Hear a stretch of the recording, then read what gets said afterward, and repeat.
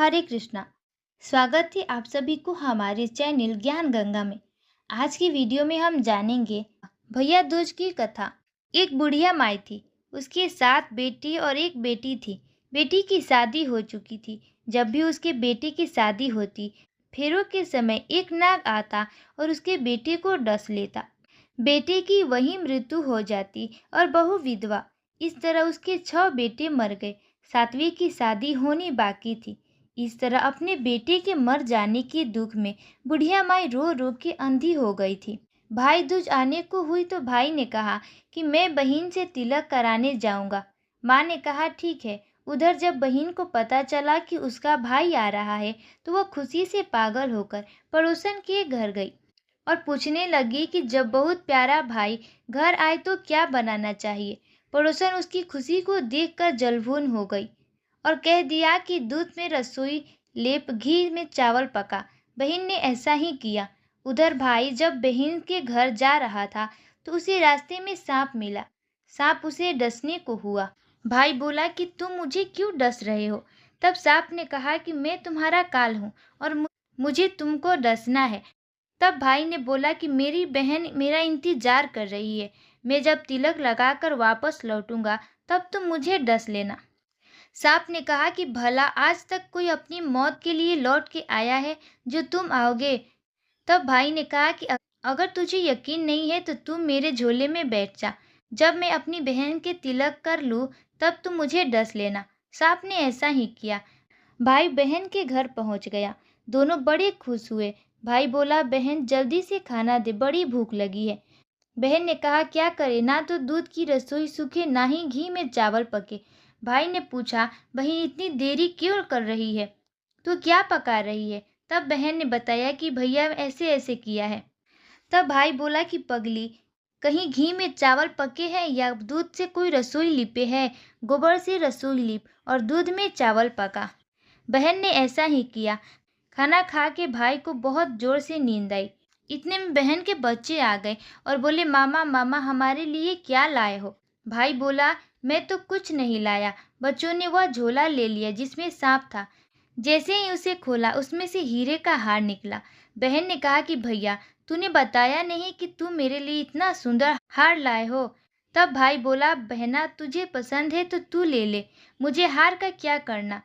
अगले दिन जब भाई जाने को हुआ तब उसने कहा कि अब मुझे जाना है, मेरे लिए खाना रख दे।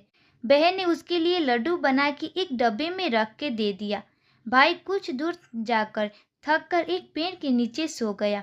उधर बहन के जब बच्चों को भूख लगी तो माँ से कहा कि मुझे खाना दे दो।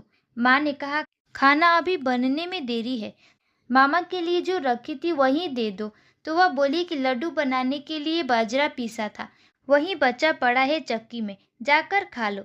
बच्चों ने देखा कि चक्की में तो सांप की हड्डियां पड़ी है।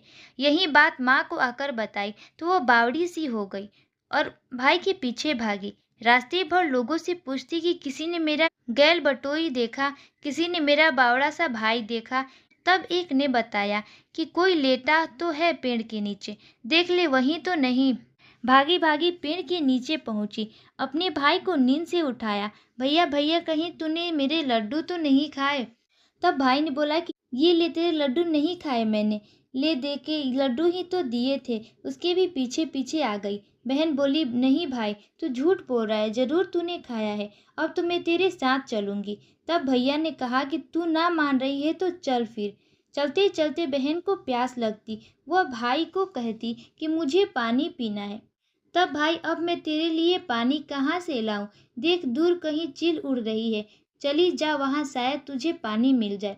तब बहन वहाँ गई और पानी पीकर जब लौट रही थी तो रास्ते में देखती कि एक जगह जमीन में 6 सिलाई गड़ी है और एक बुढ़िया गड़े रखी हुई थी और एक बिना गड़े रखी हुई थी। उसने एक बुढ़िया से पूछा कि ये सिलाई कैसी है। उस बुढ़िया ने बताया कि एक बुढ़िया है, उसके 7 बेटे थे। 6 बेटे तो शादी के मंडप में ही मर चुके हैं, तो उसके नाम की ये सिलाई जमीन में गड़ी है। अभी 7वीं की शादी होनी बाकी है। जब उसकी शादी होगी तो वो मंडप में ही मर जाएगा, तब यह 7वीं सिलाई भी जमीन में गड़ जाएगी। यह सुनकर बहन समझ गई कि ये सिलाई किसी और की नहीं बल्कि उसके भाई के नाम की है। उसने उस बुढ़िया से अपने सातवें भाई को बचाने का उपाय पूछा। बुढ़िया ने उसे बतला दिया कि वो अपने सातवें भाई को कैसे बचा सकती है। सब जानकर वह वहां से अपने बाल खुले करके पागलों की तरह अपने भाइयों को गाली देती हुई चली गई। भाई के पास आकर बोलने लगी, तू तो जलेगा, कुटेगा, मरेगा। भाई उसके ऐसे व्यवहार को देखकर चौंक गया, पर उसे कुछ समझ नहीं आया। इसी तरह दोनों भाई बहन माँ के घर पहुँचे। थोड़े समय के बाद भाई के लिए सगाई आने लगी। उसकी शादी तय हो गई। जब भाई को सहरा पहनाने लगे तो वह बोली, इसको क्यों सहरा बांधेगा? सहरा तो मैं पहनूंगी, यह तो जलेगा, मरेगा। सब लोगों ने परेशान होकर सहरा बहन को दे दिया। बहन ने देखा कि कलंगी की जगह सांप का बच्चा था। बहन ने उसे निकाल के फेंक दिया। अब जब भाई घोड़ी चढ़ने लगा तो बहन फिर बोली, यह घोड़ी पर क्यों चढ़ेगा? घोड़ी पर तो मैं बैठूंगी, ये तो जलेगा, मरेगा। इसी लाश को चील कौवे खाएंगे। सब लोग बहुत परेशान। सब ने उसे घोड़ी पर भी चढ़ने दिया।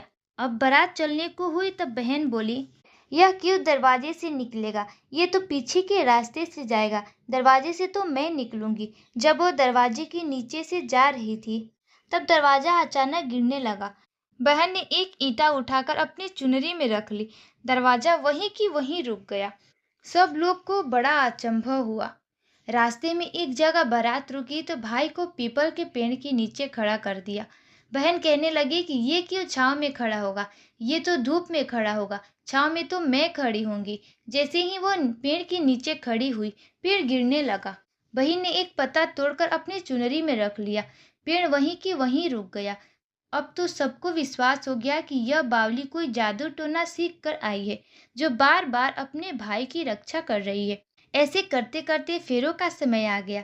जब दुल्हन आई तो उसने दुल्हन के कान में कहा कि अब तक तो मैंने तेरे पति को बचा लिया, अब तू ही अपने पति को और साथ ही अपने मरे हुए जेठों को बचा सकती है। फेरों के समय एक नाग आया।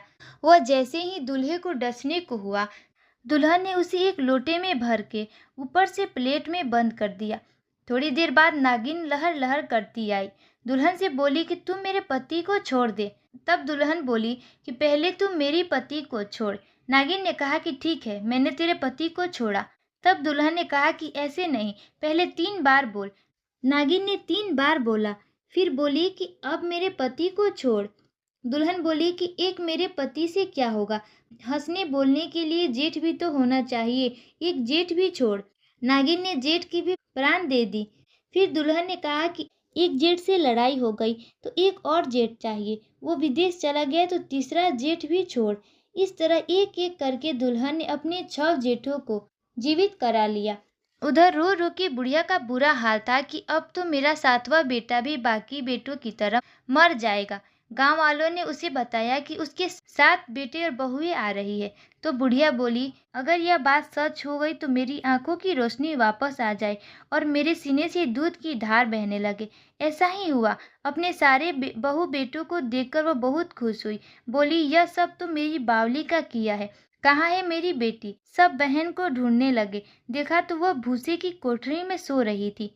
जब उसे पता चला कि उसका भाई सही सलामत है तो वह अपने घर को चली। उसके पीछे पीछे सारी लक्ष्मी भी जाने लगी। बुढ़िया ने कहा कि बेटी पीछे मुड़ के देख, तू सारी लक्ष्मी ले जाएगी तो तेरे भैया भाभी क्या खाएंगे? तब बहन ने पीछे मुड़ के देखा और कहा कि जो माँ ने अपने हाथों से दिया है वो मेरे साथ चल, बाद बाकी का भाई भाभी के पास रहे। इस तरह एक बहन ने अपने भाई की रक्षा की। दोस्तों, अगर आपको कहानी अच्छी लगी हो तो वीडियो को लाइक कीजिएगा और चैनल को सब्सक्राइब करना ना भूलिएगा। धन्यवाद।